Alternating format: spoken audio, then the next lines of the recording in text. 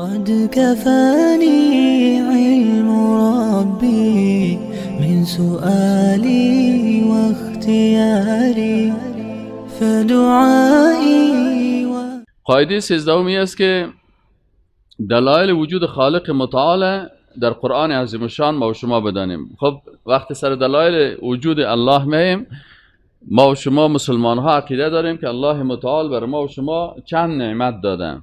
چند نعمت الله بر ما داده؟ اول نعمت وحی است که الله متعال بر ما قرآن و سنت فرستاده. قرآن وحی جلی هست و احادیث رسول الله صلی الله علیه و سلم اینا چی هستن؟ وحی خفی هستن. پس الله متعال بر ما و شما یک نعمت وحی را داده، دیگه نعمت علم داده. این نعمت دومی هست. سومی نعمتی که الله بر ما و شما داده نعمت عقل است. و چهارمی نعمتی که الله متعال بر ما و شما داده نعمت حس است. متوجه شدین؟ و پنجمی نعمت قلب است. بس این کلش نعمت های الله هست.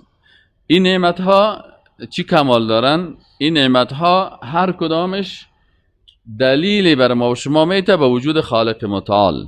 مثلا اول دلایل وجود خالق متعال به اساس نعمت قرآن عظیم الشان، نعمت وحی بفهمیم. در قرآن عظیم الشان الله متعال بر ما و شما دلیل میته به وجود خود.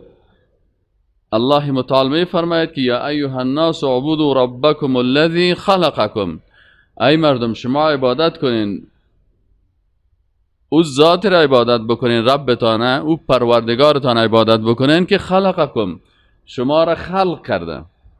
پس این دلیل است که الله متعال ذات موجود است و خالق ما و شما هست. پس خلق کننده ما و خلق کننده خلقکم والذین من قبلکم، و کسانی که چی است؟ قبل از شما بوده. لعلکم تتقون. امی خالق متعال موجود دلایل به وجود چی نمیگه؟ الذی جعل لکم الارض فراشا. امی زمینه که دانشمندا میگن که این بیضوی هست یا کروی هست یا کروی غیر منظم است، لکن برای شما مثل فرش و هموار شده، هیچ امی کروی بودن از احساس نمیکنین. این کی خلق کرده برای شما؟ و السماء بناء. این آسمان مانند سقف شما میبینین. تا بال مخلوقات هنوز نتونسته که تمام آنچه که در فضای ما و شما وجود داره تا بال کلش کشف کنن. یعنی تا قسمت رسیدن و هر روز اکتشافات جدید شده میره. پس او خالقی که چی کرده و آسمان هم مثل سقف خلق کرده، کی میتونه این کار بکنه؟ انسان ها تا بال کسی آسمان پیدا کرده نتونسته، کره زمین جور کرده نمیتونه. پس خالق از اینا کی هست؟ اونمون ذات است که یاره شما میبینین. پس این دلیل است که خالق بزرگوار است که او را خلق کرده. پس الله سبحانه و تعالی وجود خدا در قرآن عظیم الشان بیان میکنه که اونمو خالقتان کسی است که زمین فرش کرده و آسمان بنا.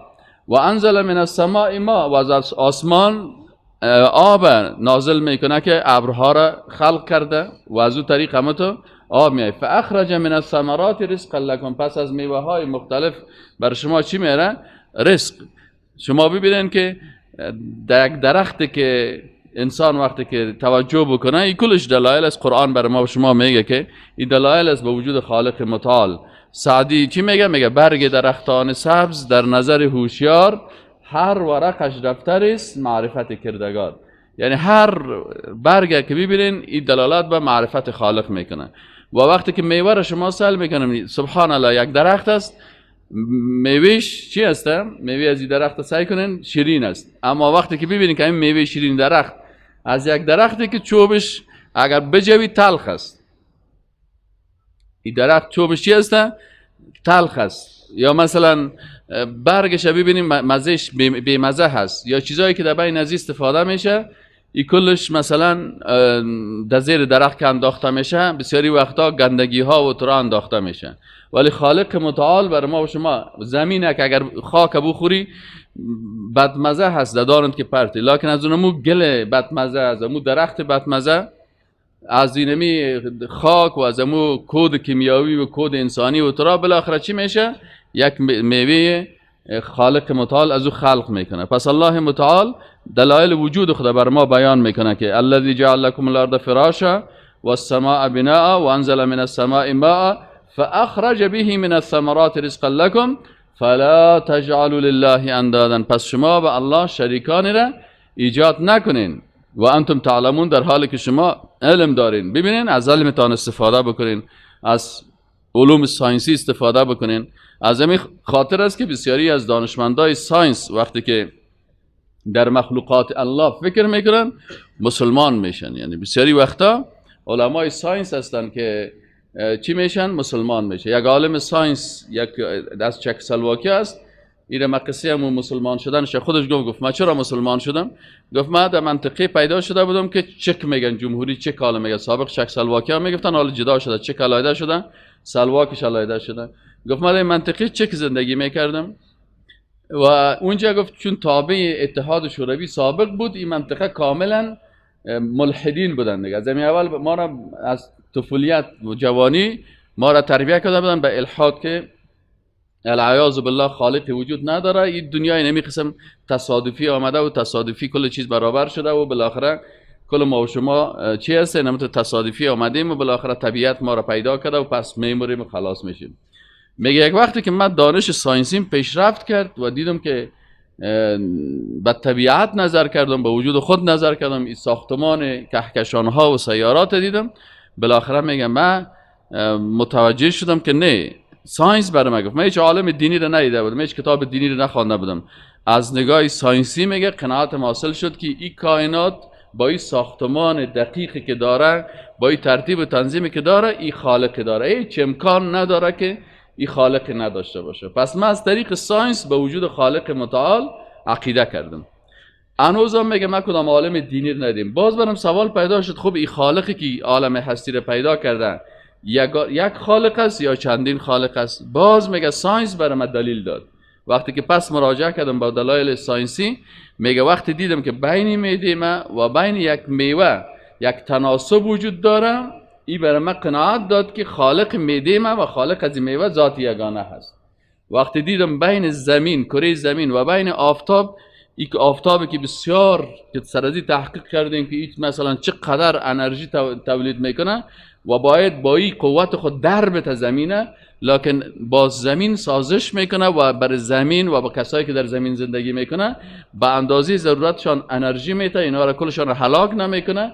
پس گفت اینجا ما فهمیدم که خالق آفتاب و خالق زمین یک خالق است. چرا؟ اگر خالق آفتاب دیگه کس می بود و خالق زمین کس دیگه می بود، او میگفت من را به زمین تو چی؟ من در درجه حرارت اینقدر میکنم که در بگیره تو زمین تقامش بخو. پس گفت اینجا مشکل بر انسان ها پیدا میشد. و وقتی که سیارات ما میبینم که کلشان بسیار منظم در حرکت هستن، گفت بالاخره این کل ازی برای ما دلیل شد تناسب بین اشیاء مختلف در عالم هستی. این برای ما کلش دلیل شد که چی از خالق وجود داره و این خالق ذات یگانه هست. پس میگه من بالاخره باز پسان آمدم قرآن خواندم و کتابای دیگر خواندم، باز قناعت حاصل شد که اینمی خالق را که من در جستجویش هستم، این قرآن برای ما بیان کرده. خالق ذات قوی، ذات با عظمت، خالقی که آسمان ها و زمین خلق کرده، خالقی که تمام کائنات خلق کرده. قاعده 14 چی است؟ دلایل وجود خالق در احادیث رسول الله صلی الله علیه و سلم بفهمیم. در احادیث رسول الله صلی الله علیه و سلم حدیث عن ابی هریره رضی الله عنه قال سمعت رسول الله صلی الله علیه و سلم یقول، میگه من شنیدم از رسول الله صلی الله علیه و سلم که میفرمود قال الله تعالی و من اظلم ممن ذهب یخلق کخلقی، کی ظالمتر است نسبت به کسی که میخواه مخلوق مثل مخلوق ما چی کنه؟ بسازه. یعنی زیادتر کسایی که رسامی میکنن و انسانها رو جور میکنن و تصویر میگیرن و این گپا، اینی مردما در حقیقت اینجا چی هستن؟ فلیخلقوا ذره او لیخلقوا حبه، میگه بفرماین خلق بکنن یک ذره را بسازن یا یک دانه را بسازن خلق بکنن، او لیخلقوا شعیره یا یک دانه شعیره، یک دانه چی نمیگن؟ جو، میگه چی بکنن. از همین خاطر یک جوان میگه یک وقت من در روسیه بودم، یک عالم بسیار بزرگ روسی میگه کتمه روبرو شد، میگه مرا گفت که خب تو مسلمان هستی؟ میگه من برش گفتم بله. میگه برای من گفت که من خودم تقریبا چندین میلیون دلار دارم، من هیچ چی نیاز دارم به خالقی که مرا رزق بده؟ یعنی شما میگین خالقتان رزاق است، من خودم بسیار پیسه دارم، پس من وقتی که پول دار هستم، خودم امکانات دارم، چی نیاز دارم به خالقی که او بر من رزق بده؟ این جوان برش میگه من برش گفتم که به اساس دلیل عقلی خود، میگه من برش گفتم که درست است، شما چند میلیون دلار دارین، خیلی شما تو کنین اینمی چیزایی که در زمین است، مثلا این درخت، این مخلوق اونمو خالق است که خود رزاق میگن، این درخت از اونمو هست، اینمی نباتات مخلوق از او هست، پس اینمی حیوانات که از مخلوق ازی است. خیلی خودت یک لطف بکن، برو به یک صحرا با اینمی 50 میلیون یا 60 میلیون دلاره، منتها از حیوانات از این خالق استفاده نکو، خودت رزقت از این پیسیت پیدا کن. میگی که چرت زد که حالا خب من در یک دشت برم و در اونجا مثلا چند بکس دلار رسید صاحب، در اونجا بانم، حالی بکس دلار من چی بکنم؟ هیچ چیز نمیشه. میگه بالاخره من مجبور هستم که اگر شیر میخوایم از ابو گب کمی خالقی که خلق کرده، از شیر از او استفاده بکنم. پس میگه او قناعت کرد که بله این خالق که آسمان ها و زمین خلق کرده اونمو رزاق ما هست. چرا اگر من میلیون ها دلارم داشته باشم نمیتونم که بدون استفاده از زمین از او خالق، بدون استفاده از درختای و نباتات از او خالق، بدون استفاده از حیواناتی که خالق خلق کرده، من هیچ چیز به دست بیارم. پس الله سبحانه رسول الله صلی الله علیه و میگه که الله متعال حدیث قدسی میگه خب بفرمایین وقتی که شما ادعا میکنین که من بسیار خلاقیت دارم و من بسیار امکانات دارم، بگیرین یک دانه یک دانه جو که در نظرتان نمیه، امیر بدون استفاده از زمین الله، بدون استفاده از امکاناتی که الله براتان داده، اما تو بگیرین بسازین، بفرمایین، هیچ کس نمیتونه. از مرگ خود بترس که تنها روی بگور، با منکر و نکیر جوابت دادنیست.